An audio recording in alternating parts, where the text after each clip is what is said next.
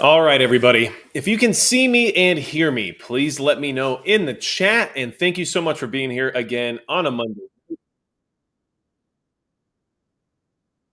that we are concerned about happening in our country as well as around the world. And why prepping is the only thing we can really do at this point when it comes to surviving this wider war that we're already in. And in many ways, it's getting wider and wider every single day. So we've got 5x5s coming in from Mr. Landfill. Oldman Bones, Prepper Book Club says howdy. I also say hello. Harbor Prepper says 5x5. Exile Reviews, thank you so much for being here and thanks for modding. I really appreciate it. We have some great people in the chat tonight. So I'm excited. Hopefully, you're excited. We've got to talk about some things just because life is getting interesting now, isn't it? Now, before we get going, I want to mention that Midway USA is the biggest supporter of the channel. And thanks to them, I'm able to continually prepare in a way that allows me to protect my family better. So take that for however you will, but a big thanks to Midway USA. Now, first, we're going to touch base tonight on what's happening here at home. There are some things I want to go over regarding things that have been announced over the past week and things that have been happening to kind of show you how this wider war is going to affect us domestically. And then we're going to talk about things that are happening overseas and just how that can actually expand to a certain degree where it's becoming unmanageable. And then we're also going to talk about how that intertwines with some things that are happening here at home as well. So a big focus on domestic issues tonight, but showing how this more geopolitical situation occurring throughout the entire planet is applicable to why we need to prepare for everything related to it. And I just want to say I appreciate every single one of you. Christopher Craig, hello to you as well. Doggone it, hi to you. And if your first time is this time, thank you so much for being here. Make sure you hit the thumbs up and the subscribe button just in case you want to do this again sometime. And if you're on replay crew, thank you so much. Let's dive into this. All right. The first thing I want to bring up is extremely relevant to anyone who lives somewhere where it might get cold. And it is showing, at least according to some weather reports at this point in time, that the cold might permeate parts of the country that it usually doesn't necessarily touch. So, much of North America faces elevated risk of blackouts in extreme winter conditions. This is from NERC, and this is an article from Utility Dive. Now, this is important because if you're not prepared to deal with blackout conditions under extreme weather, then you're going to find yourself in a very difficult situation.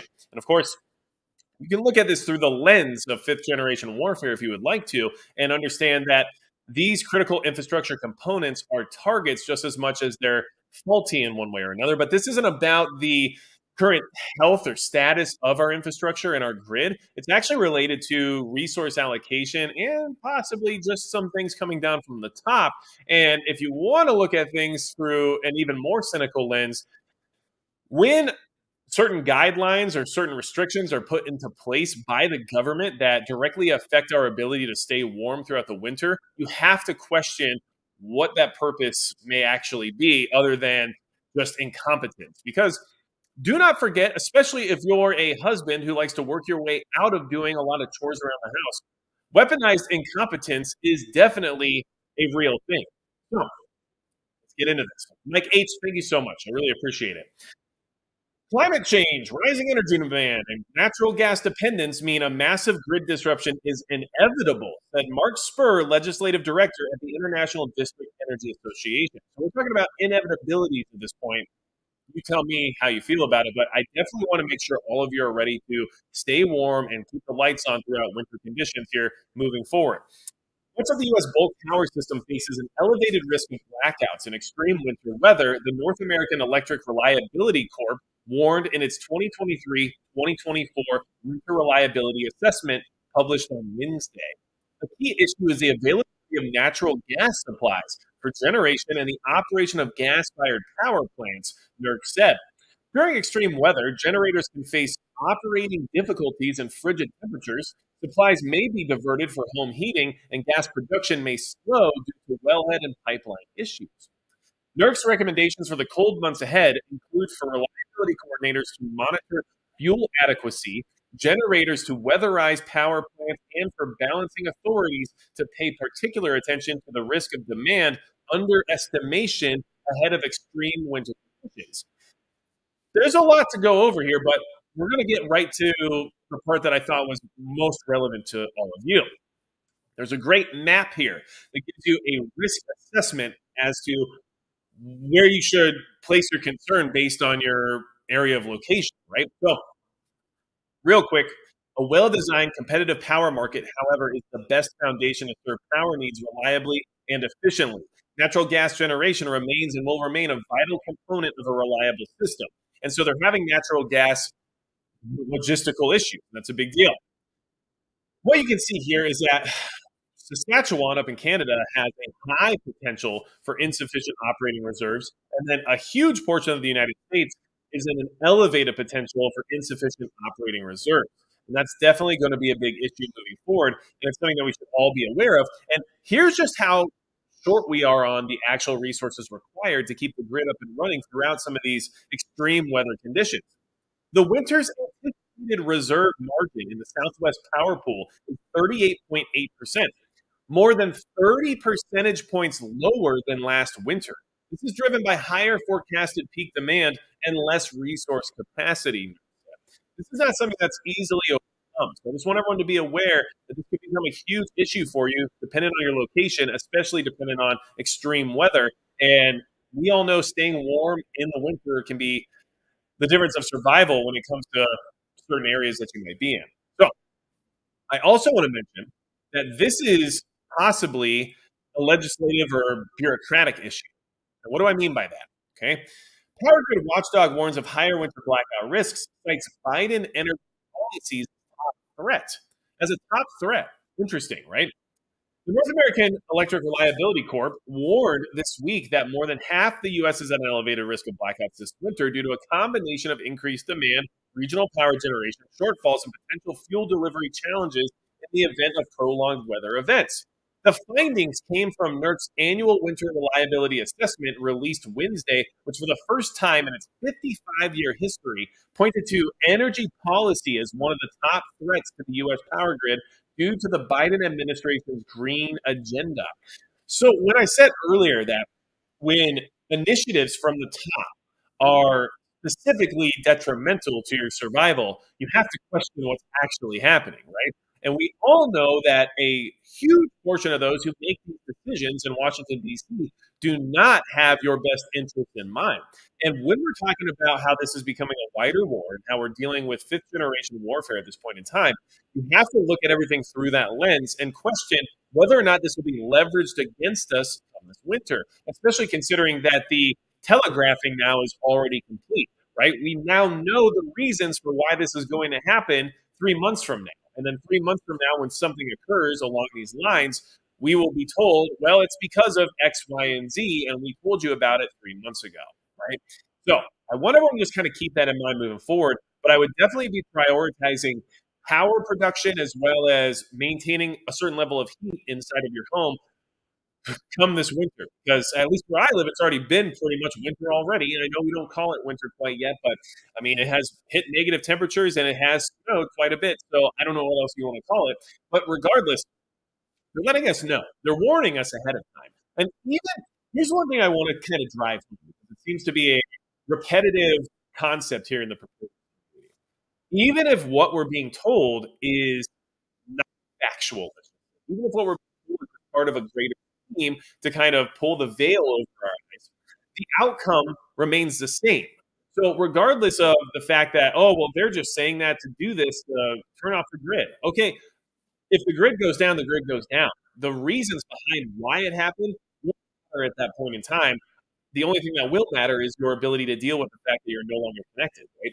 So just keep that in mind. You can always research and look into the possibility of something being, let's just say, less than factual, but the outcome usually doesn't change. And so your preparedness for that particular event shouldn't change just because you feel like it's based on a lie. Because that lie, whether or not it's a lie or not, doesn't change the outcome, right? If that's the plan, then that's what they're going to do either way. And people like myself have really nothing I can really do about it, unfortunately. Okay, so let's see here. Um, Pokey says, "Did you hear about the Chinese pot farms in Maine?" No, I didn't, but I know they exist. Okay, my audio is not good. Somebody says this happens every stream. So I'm not sure what's happening, but then I go back and I rewatch the replay and everything's fine. I'm not exactly sure what's happening there, but I appreciate you letting me know that. I get the microphone right here. It's very close to me, right? But it's just out of frame. So I'm not sure what's causing that, and I am hardwired, so we're doing the best we can. I appreciate you letting me know that. Okay, so let's see here. I think we need to talk about other things that are happening in our country thanks to a wide open southern border. And this is way more applicable to this widening of the war. But you also have to keep in mind that our infrastructure and our grid is a critical component of survival for more than 90% of the population. And one thing that I want you to remember is that even if you're fully off grid, right? Hey, I'm set. I've got a whole solar, home solar system, and I don't need to rely on the grid. So if this happens, I'll be okay. Well, you'll be okay in you're not okay. And when I say that, what I'm referring to is the fact that if everyone around you's not okay, then you're also probably not okay, right? Like it's something that we have to remember. Just because we're fine, if our community is destroying itself, then we will probably go down with it. Which is why it's important to get involved on a local level to kind of have some form or fashion of input when it comes to planning for some of these emergencies. Video shows black clad, rifle wielding men stalk Texas island caught up in cartel turf war. I mean, this stuff is happening, right? Now, if you're new here, or if it's just not something that's top of mind, I want to remind everyone that the cartels have worked with the CCP or the PLA or just China, however you want to say it, right? And they also work with Hezbollah and other Iranian backed militant groups. So keep all that in mind as we go through this because it's not as easy as just face value criminal behavior anymore. We're going to talk about how that's definitely the case here in just a minute. Shocking video shows a group of black clothed, rifle carrying men assumed Mexican drug cartel operatives. Notice assumed being used in that sentence based on the fact that we don't really know exactly who these people might have been. Right? Patrolling a Texas island just over the U.S. Mexico border. And yes, this is in Texas because it's a Texas island. It's not in Mexico on the other side of the border. This is here in the United States in all technicalities. Right? At least 10 people were seen stalking through the woodland of Fronton Island on Saturday, according to drone footage released by the Texas Department of Public Safety. Grainy images showed a man with a backwards cap and a backpack carrying a weapon, while a man behind him was dressed in full tactical gear. The incident comes 2 weeks after another video showed rival cartel operatives throwing explosives at each other across the border. That's the worst game of dodgeball I've ever heard of. Here are the images. I want you to actually see these. It's an island of death. Jason Jones, the retired captain in the Texas Department of Public Safety's Intelligence Division, told the Daily Mail. It's dangerous, man. Fronton Island, nestled in the Rio Grande and claimed as U.S. territory, has been used by both the Gulf Cartel and the Northeast Cartel to smuggle drugs, weapons, and human traffic migrants into the country. The rival cartels often get into shooting matches over loot they stash in the undergrowth and in the scrubland. Now, the main purpose of this exercise is to show you that this activity is increasing and it's happening more and more frequently, and the people who are involved with it are well equipped. These are not people who are trying to hide the fact that they're armed and that they're criminal in behavior. These are people who are overtly brandishing rifles, right? We talk about that a lot in this community. At what point in SHTF do you walk around with a rifle? Right? At what point do we no longer worry about being covert and that a show of force is necessary? Right? So when do you start walking around wearing plate carriers and having rifles out and everything else? Like that's the question of when that time becomes appropriate. No one's really sure, right? It's hard to say. It's going to be very dependent, of course. But these people who I would easily identify as enemy combatants because at the bare minimum level, they're hurting our country, no matter how you want to look at it, right? Whether or not it's through fentanyl, human trafficking, or whatever else it might be, they're hurting our country. I guarantee you there's more to this element than just low ball criminal behavior. Okay. But either way, these people have figured out that at this point in their SHTF scenario, they're already overt. So I wanted to remind everybody of that because it's a conversation we have a lot and it's something that's already occurring for the less savory elements of the population. And although these aren't part of the American population per se, they're in the country, so they are accounted for. Each night, according to Jones, hundreds of migrants cross through the island to get into the United States. Only hundreds, which the drug cartels use to their advantage, sending their foot soldiers undercover to blend in with the crowds. Who would have thought they would do that? In an effort to secure the border and prevent further violence, Texas officials declared the island a state territory in September. It was already technically within the Texas state border, the Texas Land Commissioner, Dawn Buckingham, said her office found it necessary to declare it owned by the state to allow law enforcement to operate in the area. She added that the request for Texas to seize the land has been in place for nearly a decade. All right. This is happening. This is in Texas. This is not somewhere else, right? This is not thousands of miles away in another on another continent. This is happening at home. Okay? And I can drive this point home. This is Texas. This is right on the Rio Grande, Magic Pepper. This is right on the border. Why are we worried about that? Look, this stuff happens all the time. We're not really being affected by it here in the mainland, right? If you're new here, you might not know where this is going. If you've been around for a while, I think you know we're about to talk about some more things that are relevant to that exact statement. So, because that's how we do things, you know? All right. And let's see here. Rip Curls here. Thank you for being here. Thank you for modding. We got Don Pyle here as well. I appreciate you. Six Gun Miller is also in the house. Really good people here tonight. And like I always say, and I try to mention, I appreciate the support and I appreciate every single one of you being here.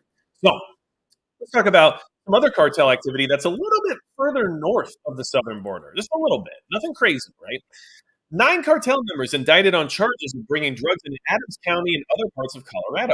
Now, the main purpose of this particular article is to showcase that this is not isolated to the southern border. I need everyone here to be aware. I live in North Dakota. The cartels operate here as well. Doesn't matter where you live, they're there. So I want everyone to just be aware of that because some people seem to be in denial of that actuality. I have to bring articles like this one forward to kind of demonstrate that you're not immune from it because you live somewhere other than a border state, right? This is from November 1st. It was updated on November 7th. And we try to cover things that are relevant to within the past week generally, right? An Adams County grand jury indicted 9 members of a Mexican cartel, the Sanudo Rivera drug trafficking organization, that allegedly brought large quantities of drugs into Adams County and other parts of Colorado. The members have been charged on allegations of bringing fentanyl, methamphetamines, and cocaine into Adams County, as well as Oregon, Nevada, and Arizona, according to a press release by the 17th Judicial District Attorney's Office. That's all that they're involved, not just Colorado, apparently. Okay.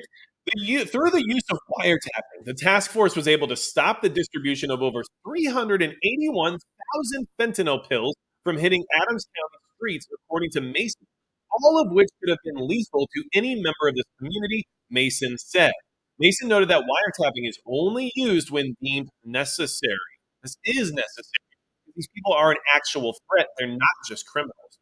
Along with the indictment, the operation led to a collection of seizures, including a methamphetamine lab. They seized the whole lab. 84.3 pounds of fentanyl pills, 66 pounds of methamphetamine, 1.4 kilos of cocaine, which I'm sure was just recreational, and 5 guns. Only Beller Owens and Sanudo Rivera are currently in custody. The other 6 remain at large. Oh, so we know that 9 members have been indicted, but only 3 are actually in custody. That seems to be kind of par for what we usually see happen in these cases. Now, all of you are probably thinking, okay, well, we get it. We get it. The cartels are here, and China and Hezbollah, and everybody's involved. Okay, we understand. But here's the thing. They aren't just maintaining their relationships with individuals within their organization. And we've moved on to a new phase now that's expanding. And it has been there forever, of course, but it's expanding and becoming much wider thanks to the use of social media. And our young people are being targeted directly, which is why you should definitely be concerned about maybe children or the minors in your home that have access to social media and may have reasons to want to, I don't know, make some easy money. This is starting to become a real issue, and I want everyone to be on top of this one because you never know who's going to get involved with this, all right? So, just want to pop over here real quick. MR says cocaine in the White House. No, of course, no, that's impossible. That would never happen, especially under this administration. What are you thinking? You know, the Watchman. Hello, good to see you. We have Leanne Dunn here as well. Amen, Red Scout. Bit like a thief in the night. Heard that. All right, so let's go ahead and talk about this situation that's actually increasingly becoming problematic and something that can affect you directly in your community very easily. Baby-faced Arizona teen suspected of working as people smugglers for a cartel and worrying new trend. This was published November 13th. Weird. I feel like that might be today. Okay. A pair of baby-faced teenagers were caught allegedly smuggling immigrants over the U.S.-Mexico border into Arizona this weekend as authorities warn cartels are recruiting U.S. citizens to do their human trafficking with promises of easy cash. If you think this is isolated to human trafficking, think again. Eli LeClaire, 19, and Landon Vert, 18, were arrested Friday evening after police pulled them over and discovered five undocumented migrants stowed in the car, the Cochise County Sheriff's Office announced. Authorities think the pair could be the latest in the startling trend of violent cartels using social media to recruit young Americans, which they say has attracted people from all over the country. Hmm, that could be problematic. Both teens were booked on human trafficking charges, a felony offense that could land them up to 5 years in prison. Leclerc obviously had people in his vehicle, and he had all the camouflage clothing, and he had all the indicators and the evidence, not to prove, but to indicate he was in the smuggling business. Cochise County Sheriff's Office Representative Carol Kappas told the Post, adding there was also evidence been involved in previous smuggling operations before being caught. These are the smugglers. Why am I bringing this up? Well, for a couple of reasons. One, they just told us that this is happening all over the country. This is not isolated to human trafficking across the border. So, what are they reaching out to people in other parts of the country for? Anything you can think of related to cartel activity. We also know that Iran has been targeting Americans, especially disgruntled workers who would be willing to take a payday in order to execute some sort of mission, let's just say, right? So a lot of this is actually happening and intertwined with all these organizations, but you might not recognize it if you don't have that full picture painted for you, right? And so that's why we have these conversations every week, so we can build on top of some of this information that I'm trying to share and then understand exactly what this broader picture is starting to look like. And now we know that young teens here in this country, yes, these are adults technically, but they're still in their teens, are being recruited by these organizations and probably not fully informed as to who or what they might be supporting in the process. And now we have to understand that it's not as easy as looking at somebody who might fit the profile and saying, I got to watch out for what's going on over there because that seems a little bit odd. These guys are just run of the mill baby teenagers, as the Post said, and they're doing the same exact activities. And so this is a reminder that collaborators will always be part of the equation. We know if you're a Red Dawn Wolverine, you know how we deal with collaborators. So here's the thing. This is important for you to be aware of. I need you to understand how easily that this scenario can reach out and touch you no matter what part of the country you're in. We've had people come from all over the United States to do this, even from Georgia, New York, Washington State, Virginia, Florida. We had somebody who came from California, flew into Phoenix, rented the biggest vehicle that he could find, came down here and got caught, Captain said. Hundreds of Americans, some as young as 13 years old, have been apprehended behind the wheels of cars loaded with immigrants since October 2021 and later found to have been recruited by cartels, Kappa said. They're recruited through socials like WhatsApp and TikTok, she said. It's cartel members and cartel organizations that are targeting anybody, specifically gearing towards teens wanting money if they can make a quick buck. Cartels will take $10,000 loan payments from migrants who then are given their chances or three chances to cross the border, Pappas explained. If they eventually make it through without being apprehended, they meet drivers arranged by the cartels in the U.S. who whisk them off to predetermined locations. The cartels have been so successful in their recruitment that police have discovered people traveling from across the country to partake in smuggling operations and rake in huge paydays. We have arrested people, one male subject in particular, who made $500,000 on smuggling before he was caught, according to him. Okay, this is not business as usual any longer. Okay, now domestically, we have some other interesting things happening. Now, this isn't going to affect you directly as quickly, most likely, and it also, I mean, it might affect you directly depending on what type of job you have. But we do need to just at least be aware of the fact that we are facing another government shutdown scenario. Avoiding a government shutdown is first major test for House Speaker Mike Johnson. The government will shut down on Friday night, absent a stopgap spending measure in the House. Okay, here's the thing. I'm going to throw this out there. If the government shuts down, the government.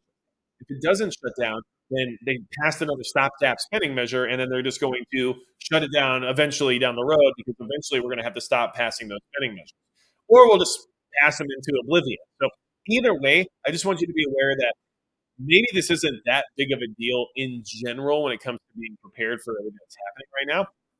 But while we're in this current state of conflict and we have our hands in every different facet of wars that are happening all over the planet right now, um, our inability to not only maintain a budget, but to keep the government open and funded in an appropriate manner should give you warning signs for what's to come if things actually get worse, right? If we find ourselves in hot, kinetic, open conflicts and direct involvement, and then we can't even get our government to fund itself correctly, that's not a good sign of the times. That's not a great way to run a campaign, now is it? But that's exactly where we're at in this world right now. So just be aware of the fact that it shows a level of weakness within our administrations and within our systems to the rest of the geopolitical figures out there that would like to see our demise. It's an issue.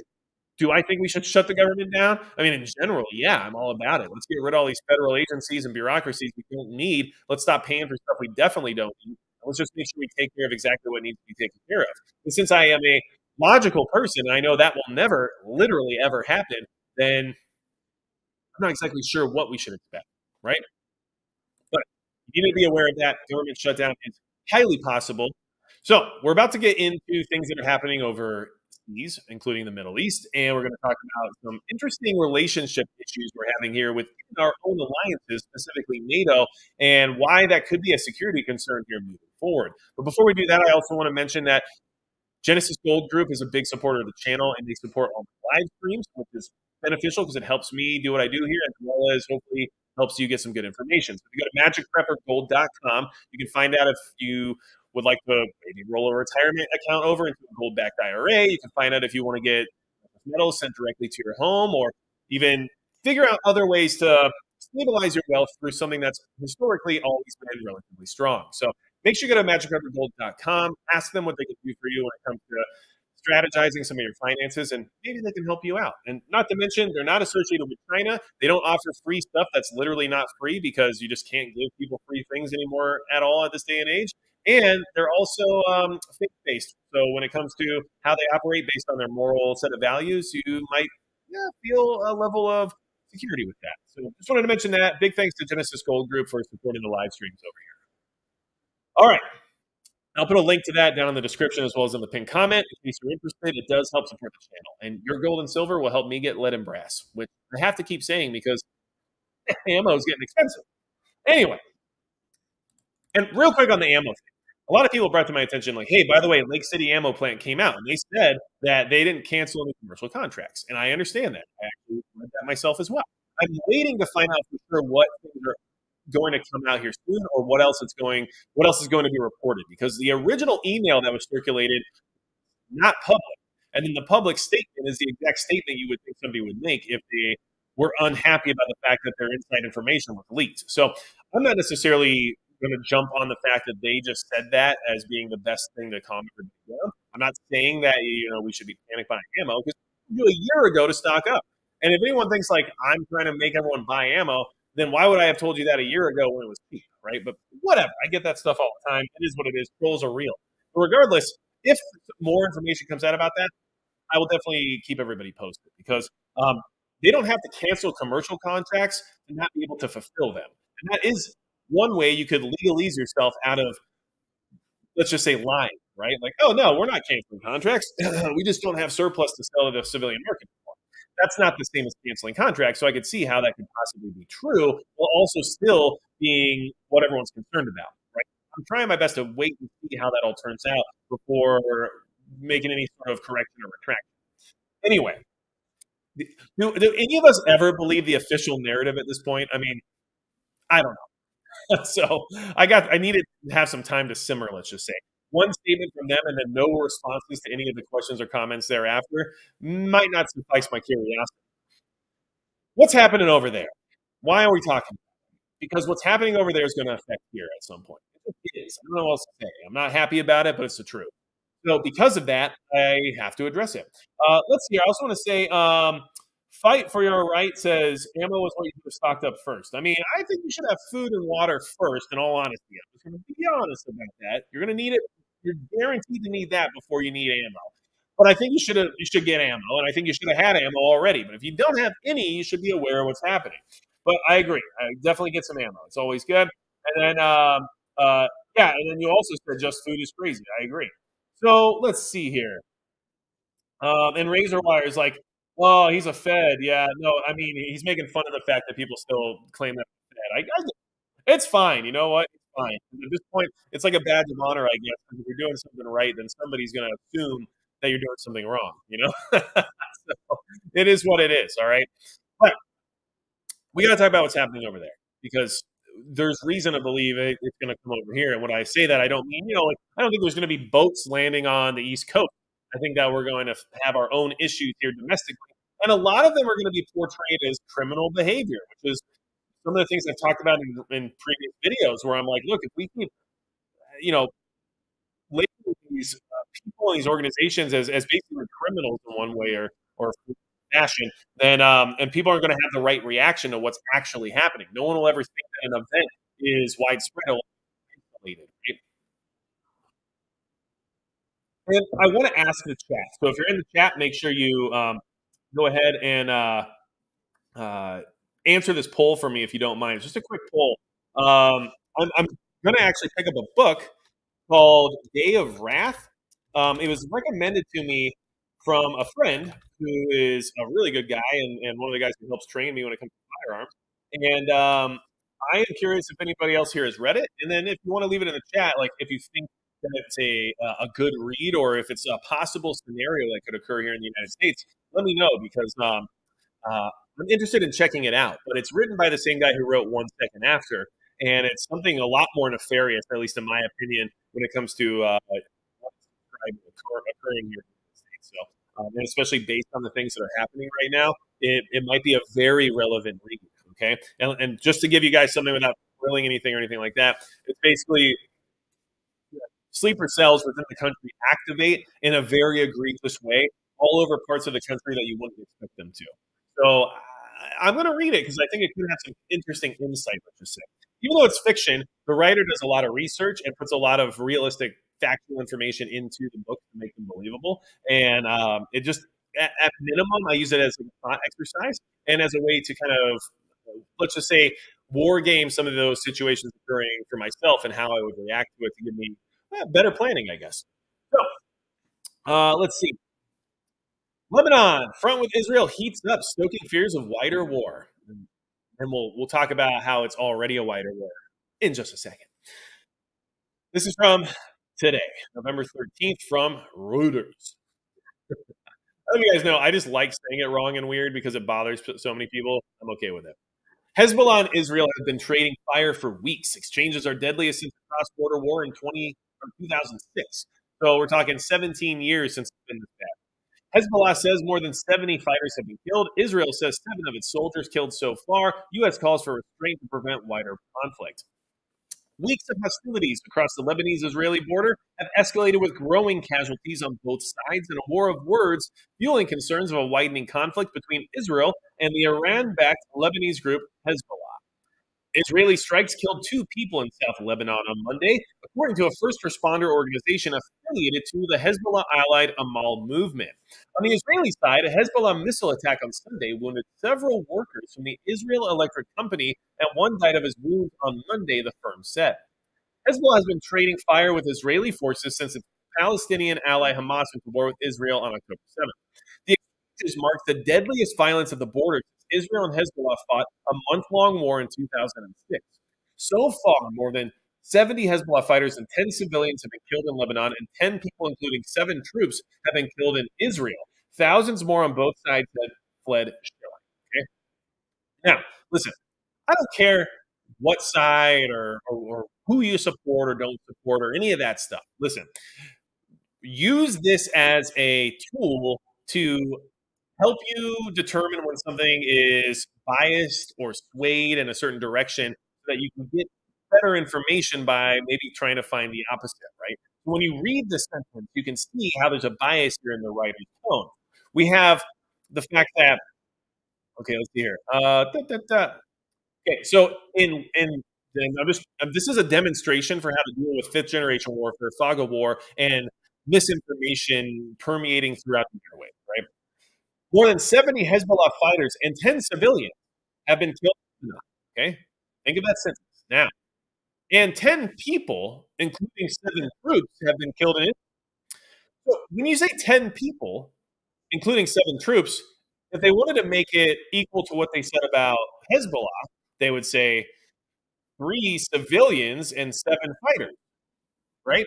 But because of this writer's bias, we have 70 fighters and 10 civilians in Lebanon, but then just 10 people and 7 troops in Israel. So now we know what perspective this writer is coming from, and that gives us something to work with while analyzing this information.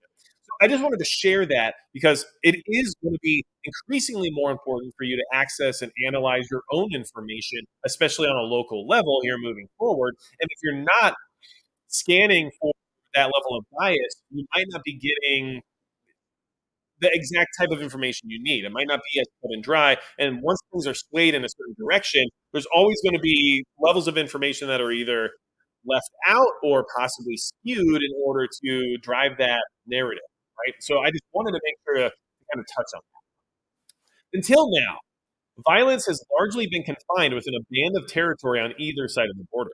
Until now. Israel has said it does not want war on its northern front as it seeks to crush Hamas in the Gaza Strip, while sources familiar with Hezbollah's thinking said its attacks have been designed to keep Israel forces busy while avoiding all-out war. The United States has said that it doesn't want conflict to spread around the region, sending 2 aircraft carriers to the area to deter Iran from getting involved. But it has not stopped the escalating rhetoric from Hezbollah and Israel. Man. And when the United States says that, we're going to analyze that a little bit further here shortly. But man, there are some things occurring right now that would make you wonder if part of what we're doing as a country is inciting this entire event to become unmanageable for reasons, right? Talk about that here because why not? But the last article said, we're trying to prevent a wider war, right? Fears of a wider war. Interesting. This article, also from today, is where I got the thumbnail for today's video, which is we're already in a wider war. And I agree with that. Now, this quote, which is within the article from someone who they're speaking to, is in reference to the current crisis in Israel and Palestine and that entire situation. Right? But I also look at it as yes, we are. Like we are. It's not about when is this war going to happen or when is this war going to expand. Like, we're in this wider war now. You have to have that mentality. And I know that I'm, beating the same drum over and over again when it comes to saying that, but it's just extremely vital and important to your preparedness. It's not about having to be in fear of the fact that, like, oh, it's a war. It's about knowing that you have limited time to continue your preparations until things become, increasingly more difficult. That's what it's about. Okay. So, and your mindset needs to change to that of a wartime scenario in order to be better protected, right? When it comes to what we're seeing right now in our major cities, and hello, Prepper Now. Glad to see you. I'm really appreciating it that you're here and that you're modding. But when you're out and about and you're seeing these videos coming out from our metropolitan area, people are committing heinous crimes in broad daylight without any concern for human life or respect for human life. You shouldn't just be going around town enjoying your day without any situational awareness, right? So if you're in that mindset, it's only going to help you at this point in time. This slow decline of our culture and civilization and eventual collapse in one form or another is going to be something we have to adapt to. We can't just carry on as usual. It's not just business as usual anymore. That's why you have to adopt this mindset so that you can be prepared for when something catastrophic occurs. Okay. Dorian Gray. Um, if you've lived in the Northeast USA, what location or terrain would you put a bunkerish thingy for end of days? I live in New York. A bunkerish thingy.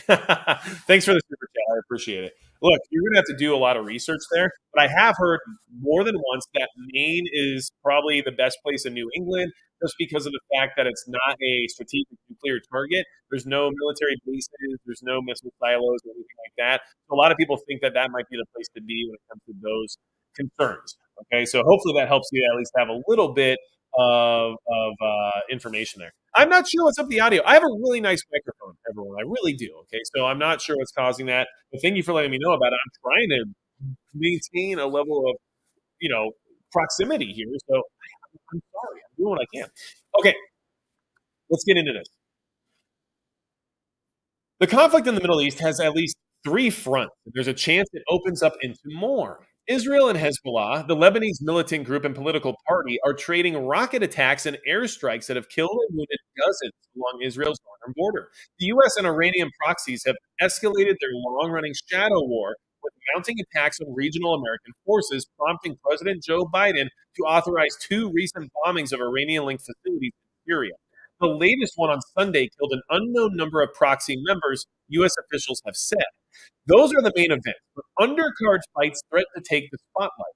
Iran backed Houthi rebels fired a ballistic missile at Israel, which Israel intercepted and downed a U.S. MQ-9 Reaper drone.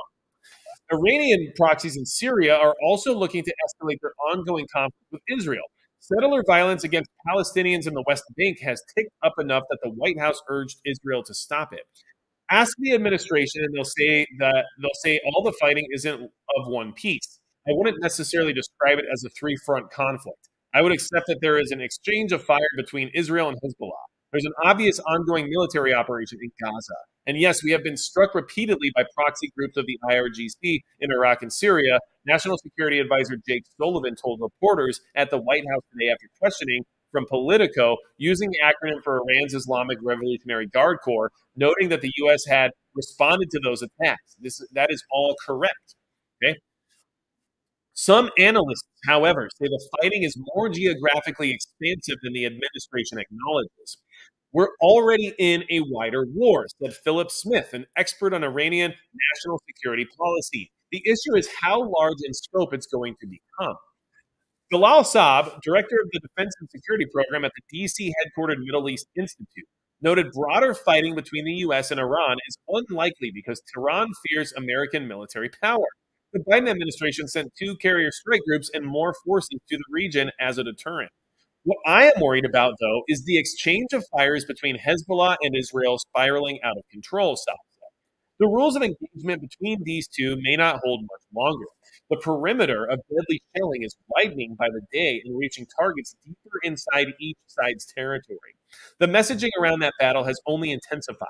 What we can do in Gaza, we can also do in Beirut, Israeli Defense Minister Yoav Gallant said recently. Defense Secretary Lloyd Austin warned Gallant in a call on Saturday against upping Israel-Hezbollah tensions, Axios reported yesterday. Now, imagine being told to take it easy when Hezbollah literally launched a ballistic missile, or no, Houthis launched a ballistic missile at Israel, right? Like, I get it, but I also understand that I don't care what country you're affiliated with. If somebody's shooting missiles at you, you're going to shoot back.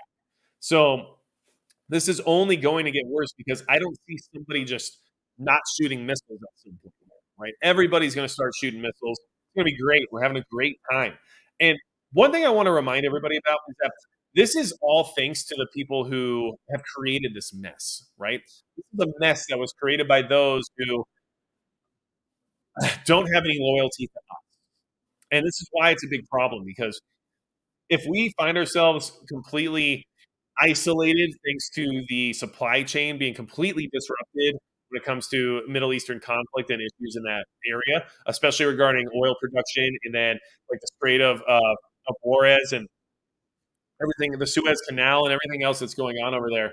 Gosh, I don't even know what strait I was referring to there, but anyway, I definitely had a little Freudian slip there, I guess. But we are definitely in a strange situation where this is not necessarily going to resolve itself. So just be aware that the people who are making these things happen are making them happen. And why? What would the benefit be? That's a question you should always ask yourself, right? Who's benefiting from this, and how can it be leveraged against the people? because that's what they like to do. They want to leverage things against us. Well, I can tell you, Don Pyle says it's all smoke and mirrors and distraction. I don't think that's necessarily the case at this point. I think we're actually witnessing the real unfolding of the plan, but we aren't being told what exactly it's for. And we probably won't ever. But I do want to say that the things that are happening are really happening, but with purpose. And so, what do I mean by that? Billy Norwood says follow the money. I think that's part of it. But if you wanted to make a case for involving yourself into a much larger conflict, and you wanted to create an enemy that would allow for a war to occur, how would you incite it? What would you do to get an entire portion of the planet to go against you, to take up arms against you? How would you create a scenario where that would begin to come to fruition? I think we've done it already. So, what do I mean? Well, this is from CNN. So, take that for what you will when it comes to how they're covering this Biden administration right now. But uh, they should be in his favor, you would say. Biden administration privately warned by American diplomats of growing fury against U.S. and Arab world.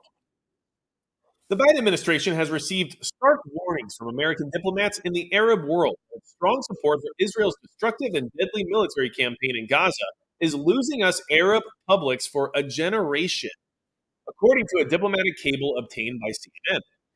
The cable underscores profound concern among American officials about the growing anger against the United States that erupted soon after Israel launched its operations against Hamas, following the militant group's attacks in Israel on October 7th that left over 1,400 Israelis dead.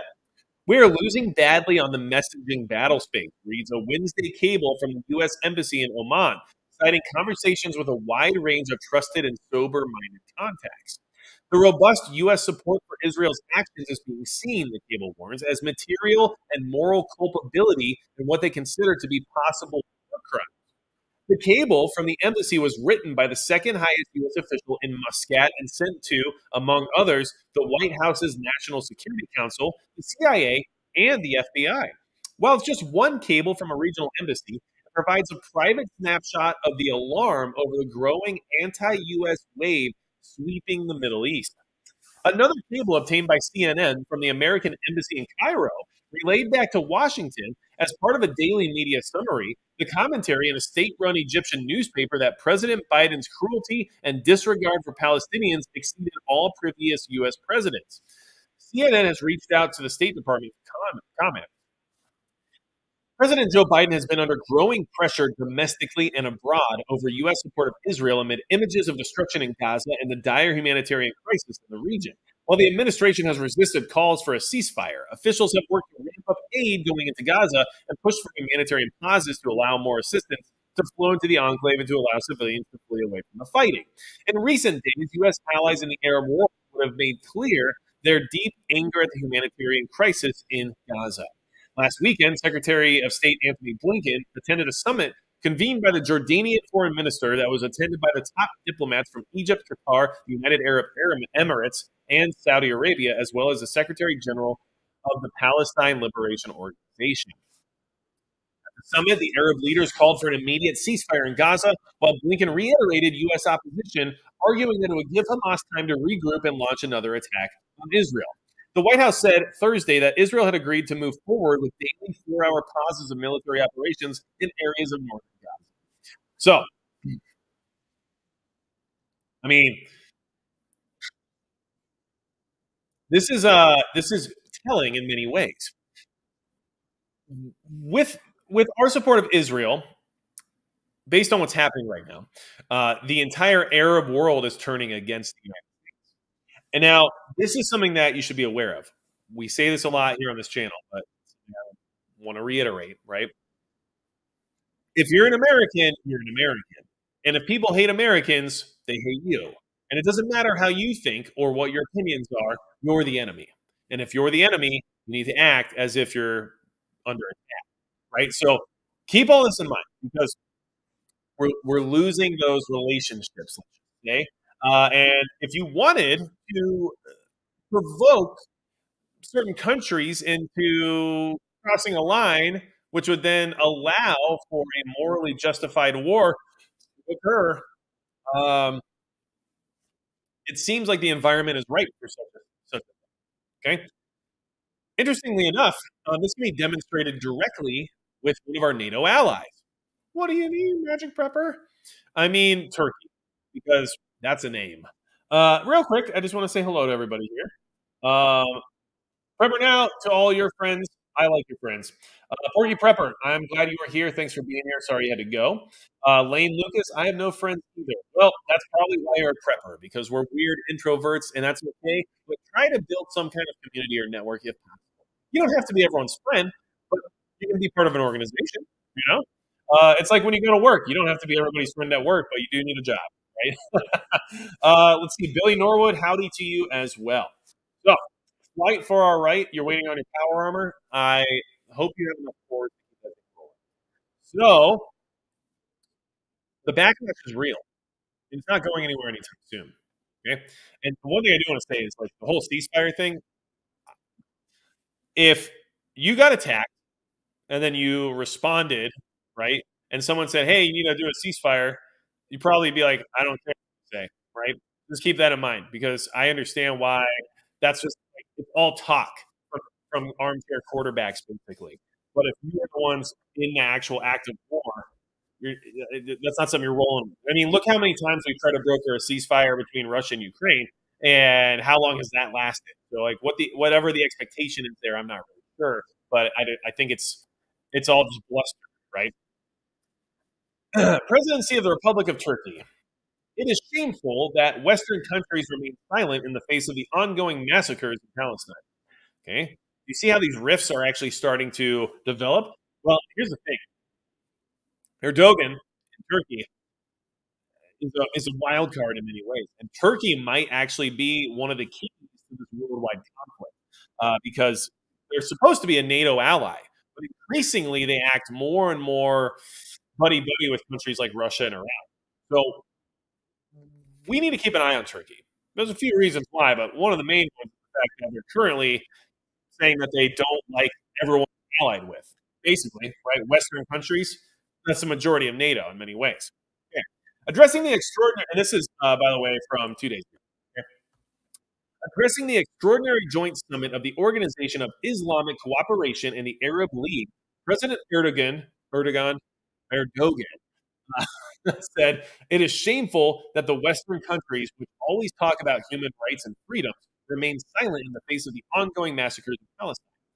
President Recep Tayyip Erdogan made a speech at the extraordinary joint summit of the Organization of Islamic Cooperation and the Arab League, expressing his wish for the summit to yield auspicious developments for the Palestinians and the Muslim world.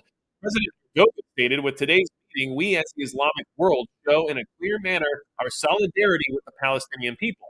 We will consolidate the solidarity message with the decisions we will take and implement." Now, there's an element of religion involved with this current crisis, right? They're speaking from the perspective of being part of the Islamic world. They're not talking about alliances or nation states or economies, right? They're talking about a shared vision and a shared ideology of religion. And few things on this earth are more powerful, right? Now, the Western world is not approaching things from that standpoint. We approach things as separate sovereign nation states with our economies, and we have our, different disagreements, but in general, we just operate as military allies. These groups are coming together under the umbrella of a singular religion. And that is not something that is going to dissipate or falter in the same way as a loose economic or militaristic alliance, right? This should kind of show you some of what might be developing here. I This isn't something easily shook, let's just say. Okay, so and like I just told you, we're losing the Arab world when it comes to what's happening right now in Israel and in Gaza and in Palestine. So whatever. you want to call any of that. Um, let's move on. President Erdogan stated, "Words fall short of describing what has been occurring in Gaza and Ramallah since October 7th. We are faced with a barbarism unprecedented in history, in which hospitals, houses of worship, schools, refugee camps, and ambulances are bombed, and the civilians migrating to the zones called safe are massacred. The children whose innocent bodies lie one after another in hospital corridors, mothers that lose their lives hugging their children, who they them cannot get enough of smelling, fathers who search their family members under houses that have turned into rubble. In short, lives lost in attacks that directly target civilians all stand witness to the savagery raging on for exactly 36 days. The Israeli administration has been taking the revenge of the October 7th incident, which most of us do not approve of, on Gazan babies and innocent Palestinian kids and women. Okay? This isn't just politics, right? This is a religious movement in many ways that is not going to be glassed over with economic sanctions or anything along those lines. Like, this is um, a new phase, let's just say. And I wanted to make sure to reiterate that point. Look, those weren't my words. Those are the words of Erdogan or Dogan, whatever, right? I don't really like the guy, so it doesn't matter. But what I can say is that Turkey's our ally, and that's how Turkey is responding to this scenario, which means I don't know if they're reliable. And for a country that's a NATO ally to be unreliable at a time where world war is part of the equation, I think that becomes a liability more than anything else, especially when they house nukes, right? That's probably okay. This is an article from 2019. It's time to get U.S. nukes out of Turkey. Maybe they were right. Maybe they had a little foresight. U.S. Turkish relations have plunged to a new nadir. In the past month, a senior Republican senator has suggested suspending Turkey's membership in the NATO alliance, while the Secretary of State implied a readiness to use military force against America's wayward ally. In these circumstances, U.S. nuclear weapons have no business in Turkey, and it's time to bring them home. This is from 4 years ago, right? November 5th, 2019. And back then, we were saying that they were a problem, right? The signs of a strained and deteriorating relationship are hard to miss. President Recep Tayyip Erdogan, Turkey's increasingly autocratic leader, has turned away from both Europe and the United States. He instead is actively cultivating a close relationship with fellow authoritarian Vladimir Putin, as evidenced by their 8 meetings just this year. Erdogan rejected buying U.S. Patriot air defense missiles in favor of Russian S-400s, missiles that are incompatible with NATO's integrated air defense system. As a result, the United States excluded Turkey from taking part in the F-35 Joint Strike Fighter program, leaving the question of Turkey's next generation fighter literally up in the air. Okay? This is a country that hosts nuclear weapons, right? This is not where we want to be. Okay. Let's see here. The Watchmen. Think how long ago Spies Like Us was filmed, and no, they've been plotting the whole time since and before. Let's see here. Donald Matthews. Turkey has the largest army in NATO, and they are making sure we're aware of it, aren't they? Let's see here. Above my pay grade, given that Russia is building Turkey's first nuclear power plant, I think more probably not. Turkey. Exactly. And they are building their first nuclear power plant. That is an interesting relationship to have, is it not? Let's see here. Naref says the U.S. never had the Middle East. There was nothing to lose. We have had it out for us since well before the 70s. We have just been good at keeping the fights on their soil. Right, right. I agree. We have never had the Middle East, but we've had I guess, an era of reasonable peace with those who are willing to do business, right? But I believe that that era is ending, and that that's problematic because that region is very capable of disrupting said peace very quickly, and that's exactly why. Hey, Watchman, sorry you got to go, but thanks for being here. And I wish you weren't out of Zingers, Six Ben Miller. I apologize, but that's where we're at. Okay, so this is interesting. Now we also have to remember here, stateside, domestically, this is something I want to kind of bring back around because of the connection. Okay, Our politicians and political class are bought and paid for by these people, and they have sway and power here domestically in this country. And if you don't think that they're helping them accomplish some of their goals, then you're gravely mistaken. And if you don't think that this divide and division that we have here in this country right now, especially regarding all these protests regarding, Palestine and Israel and everything else happening right now, this is all designed to create upheaval. It's all designed to create that chaos. And the propaganda and the news that's coming out of the Middle East right now is being pushed to those groups and being pushed to those countries to try to sway opinions of those who would want to see a greater conflict or direct action. And you can see if you go to, like, just for example, if you go to Al Jazeera, right, the the way that reporting is coming through right now is not what was happening 6 months ago. It's a completely different news site, right? FBI investigating New York City Mayor Eric Adams' possible link to Turkish consulate people.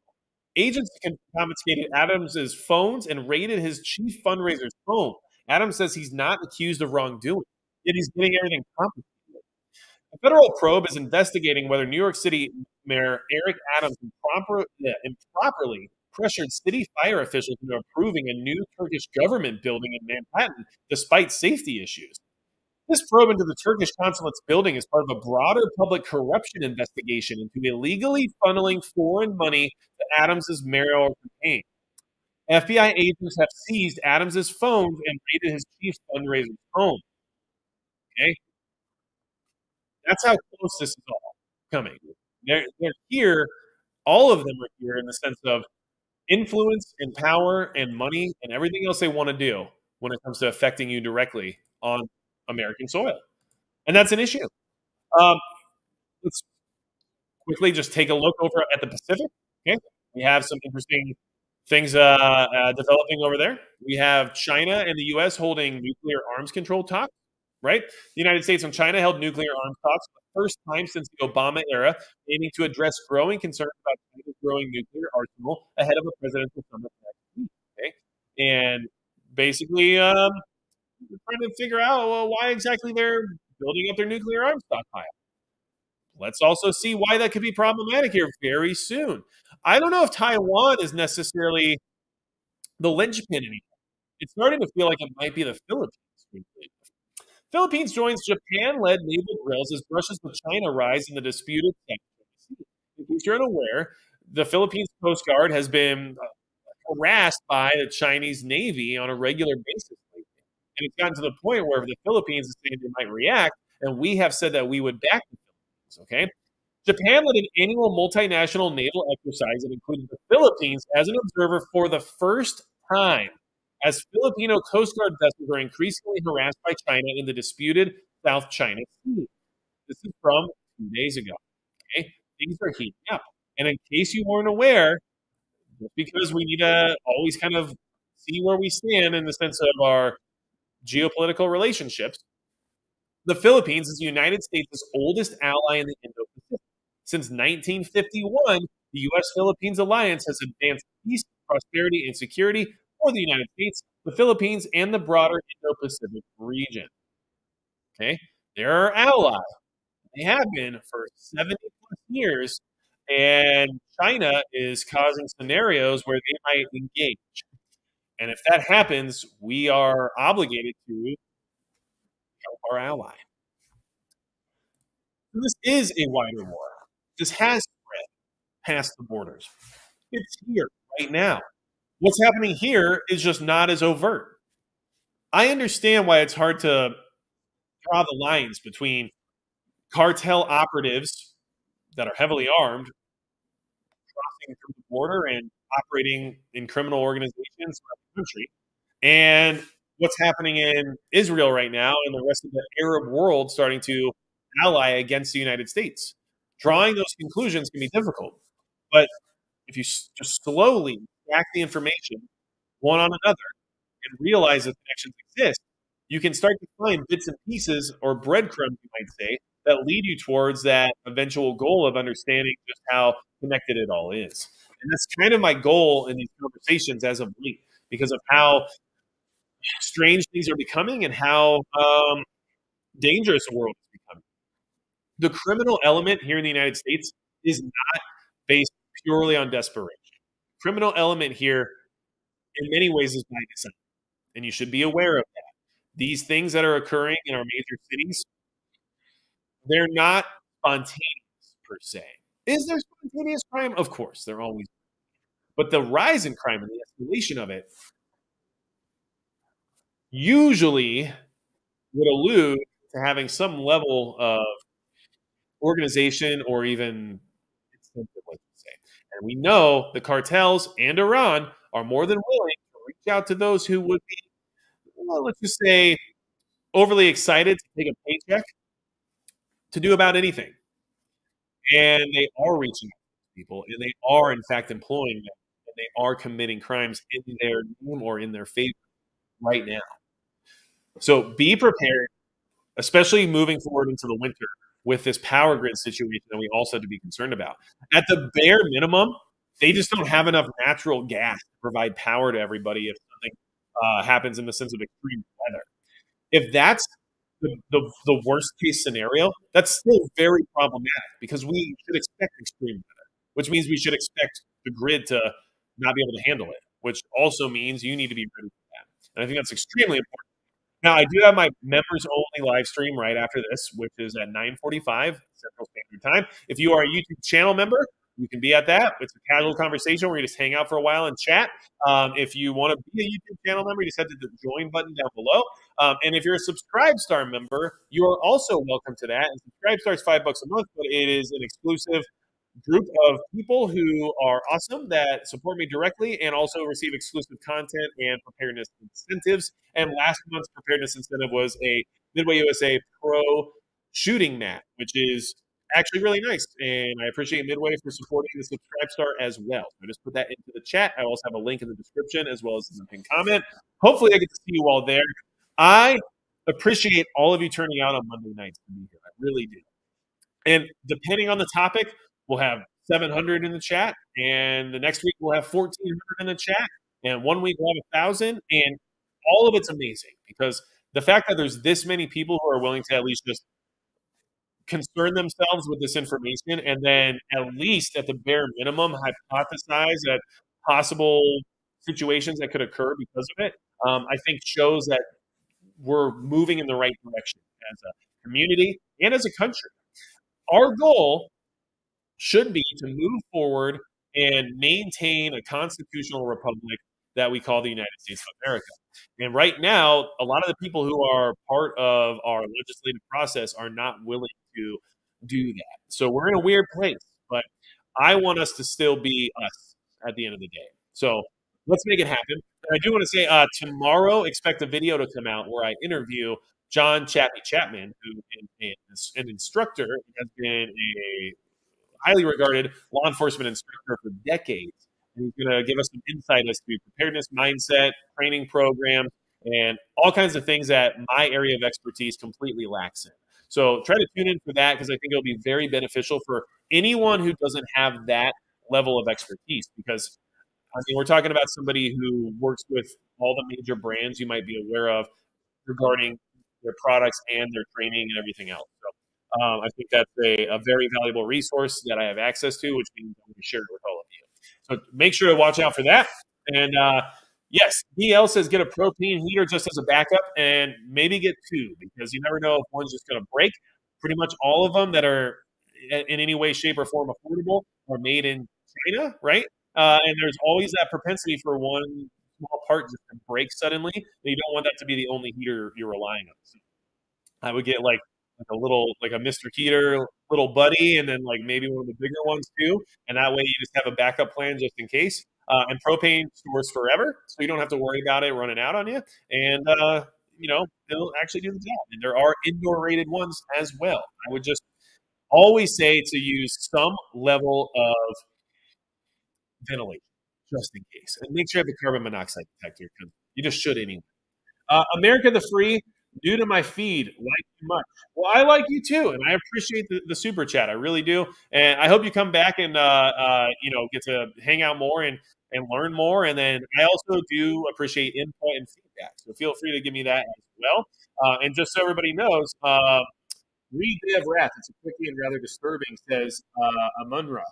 I will. I'm planning on it. So I appreciate that information. I really do. And here's the thing uh, I take feedback. But just so you're aware, if you're going to be a jerk about it, I am also a really big jerk.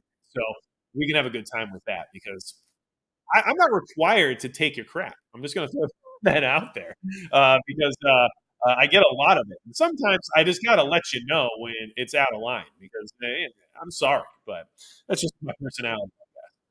Anyway, thank you all so much for being here. Anything else you need from me, magicprepper.com is a great place to go. Besides that, that's going to be it for Magic Prepper.